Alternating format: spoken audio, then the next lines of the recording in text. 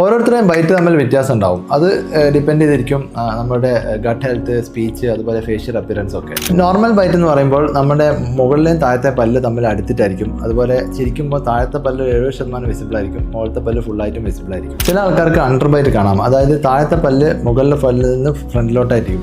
അങ്ങനത്തെ ആൾക്കാർക്ക് മിക്കവാറും ഫേഷ്യൽ അപ്പിയറൻസിൽ വ്യത്യാസം കാണാം. അതുപോലെ വൺ സൈഡ് ച്യൂവേഴ്സ് ആയിരിക്കും. വേറെ ചിലർക്ക് ഓപ്പൺ ബൈറ്റ് കാണാം, അതായത് മുകളിലെയും താഴത്തെ പല്ലിന് ഇടയിൽ ഒരു ഗ്യാപ്പ് കാണാം. അങ്ങനത്തെ ആൾക്കാർക്ക് സ്പീച്ചിൽ ഡിഫിക്കൽട്ടി ഉണ്ടാവും. അതുപോലെ ഫ്രണ്ടിൽ വെച്ചിട്ട് ബർഗർ, അതുപോലെ ആപ്പിളൊക്കെ കഴിക്കാൻ ബുദ്ധിമുട്ടായിരിക്കും. ക്രോസ് ബൈറ്റ് എന്ന് പറയുമ്പോൾ മുകളിലെ പല്ല് ഉള്ളോട്ടും താഴത്തെ പല്ല് പുറത്തേക്കും വരുന്ന രീതിയിലാണ് കാണുക. അങ്ങനത്തെ ആൾക്കാർക്ക് ഒരു അസിമെട്രിക് സ്മൈൽ കാണാം. അതുപോലെ ആ സൈഡിലുള്ള ടീത്തിൽ ഗം റിസഷൻ കാണാറുണ്ട്. ഡീപ്പ് ബൈറ്റ് എന്ന കണ്ടീഷനിൽ താഴത്തെ പല്ല് ചിരിക്കുമ്പോൾ തീരെ കാണില്ല, അതായത് താഴത്തെ പല്ല് മുകളിലെ പല്ലിൻ്റെ ഉള്ളിലായിട്ടാണ് കാണുക.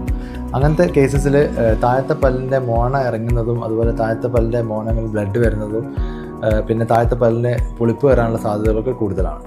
ഒരു മിററിൽ നോക്കുകയാണെങ്കിൽ നിങ്ങളുടെ ബൈറ്റ് ഏതാണെന്ന് നിങ്ങൾക്ക് മനസ്സിലാവും. ആ ബൈറ്റ് നോർമൽ ബൈറ്റിലോട്ടാക്കാനുള്ള ട്രീറ്റ്മെൻറ്റ് ഓപ്ഷൻസ് എന്താണെന്ന് അറിയണമെങ്കിൽ DM ചെയ്യൂ.